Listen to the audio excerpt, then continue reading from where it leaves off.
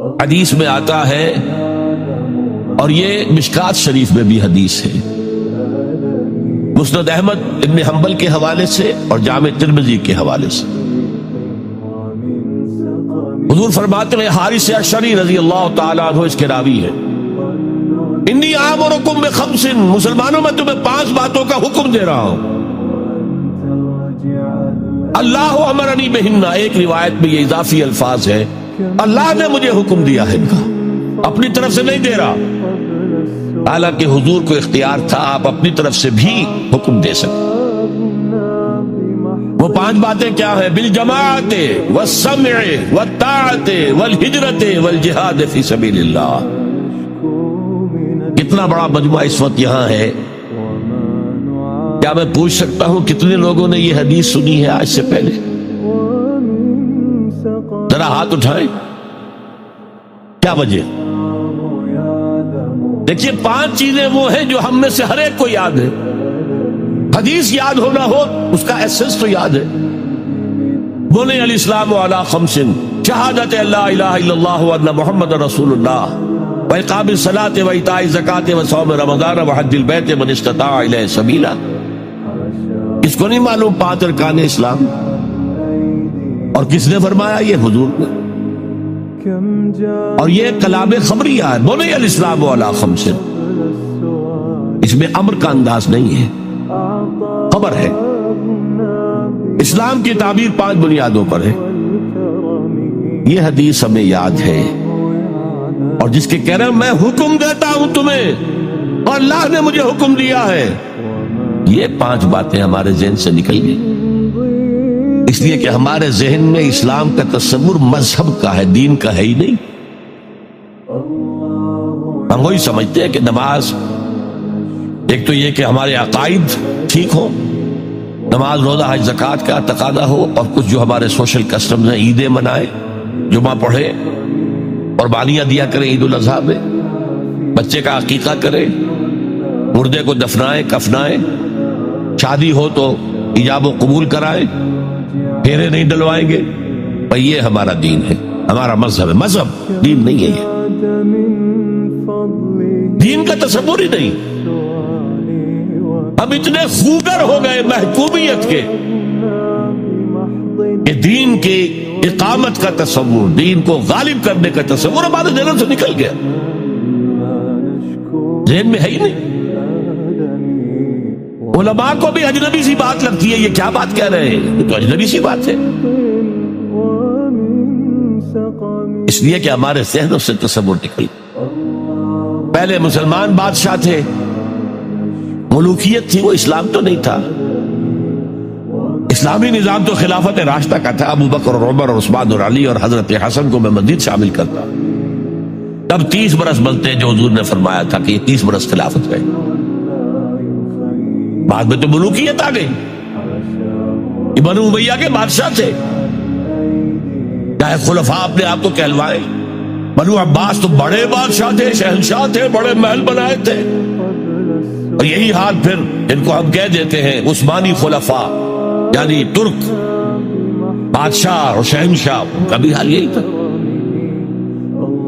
اسلام کہا، اس کے بعد آ گئے انگریز، انگریز نے کہا قانون ہمارا ہوگا، کرمنل لا ہمارا ہوگا، CRPC ہماری ہوگی، سول لا ہمارا ہوگا،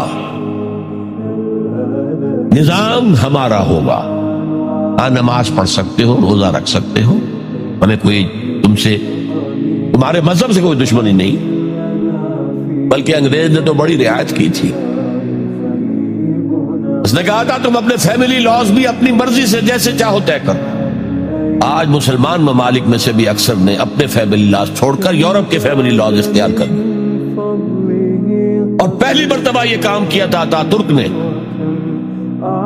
اور یورپ کے اخبارات نے پھر تنزیہ لکھا تھا کہ یہ عجیب قوم ہے، کہتی ہے کہ بہترین قانون ہمارے پاس ہے، اور حال یہ ہے کہ فیملی لاز بھی ہم سے مانگ رہے ہیں، رومن لا سے اخذ کر رہے ہیں فیملی لا، یہ ان کا حال ہے، کہتے ہیں بہترین قانون ہمارے پاس ہے۔ تو انگریز کے آنے کے بعد اب ہمارا علماء کا قال اللہ و قال رسول یا مدرسہ چلا لیں.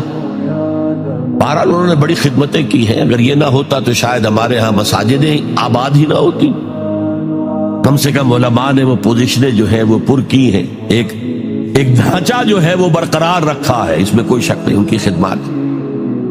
لیکن انگریز نے تو جو بھی تھا صرف اتنی آزادی دی تھی, اسی کو ہم ذہناً ریکنسائل کر چکے ہیں. بس اسلام یہی ہے نہیں. اور آج میں آپ کو بتا دوں, امریکہ اور انگلینڈ خاص طور پر اور بقیہ عیسائی مملکتیں بھی بالعموم اسلام کے خلاف جو جنگ جاری کر رہے ہیں اور تیزی کے ساتھ یہ بڑھے گی, اس کا بھی معاملہ یہ ہے کہ مذہب کی حیثیت سے اسلام کے خلاف ان کی کوئی جنگ نہیں. جب بش کہتا ہے کہ ہم تو اسلام کے خلاف نہیں, صحیح کہتا ہے, سچ کہتا ہے.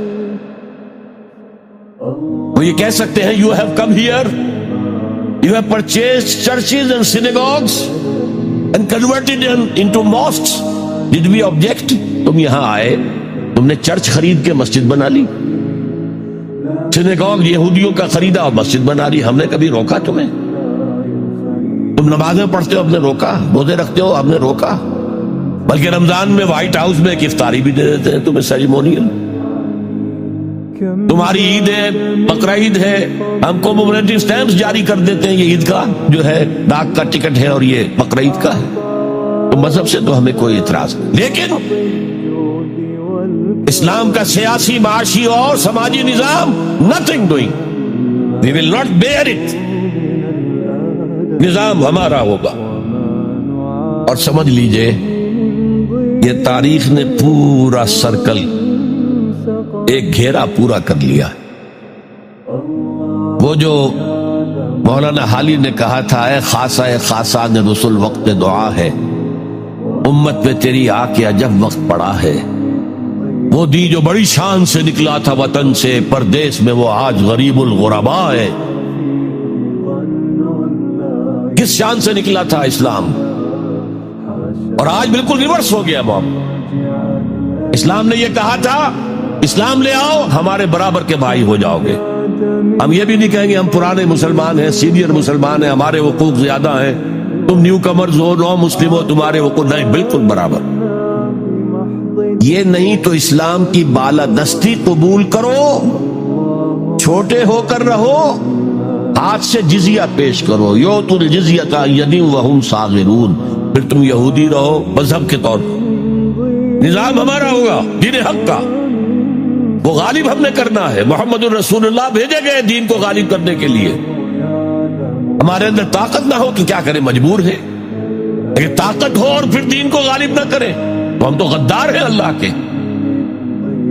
لہذا کیا کہتے تھے, ایمان لے آؤ برابر کے ہو جاؤ گے, نہیں تو رہو تم عیسائی رہو, یہودی رہو, مجوسی رہو. ابھی شروع میں ان تین سے ہی معاملہ تھا نا. لیکن اسلام کی بالادستی, نظام ہمارا ہوگا, باقی تم نیچے رہو. اور اگر یہ بھی منظور نہیں تو آؤ, تلوار ہمارے اور تمہارے درمیان فیصلہ کرے گی. یہی بات تھی کہ نہیں؟ آج وہی بش کہہ رہا, نظام ہمارا ہوگا, اس نظام کے نیچے تم رہو, مسلمان رہو, ہندو رہو, عیسائی رہو, کچھ رہو. یہ بالکل برعکس کیفیت ہے.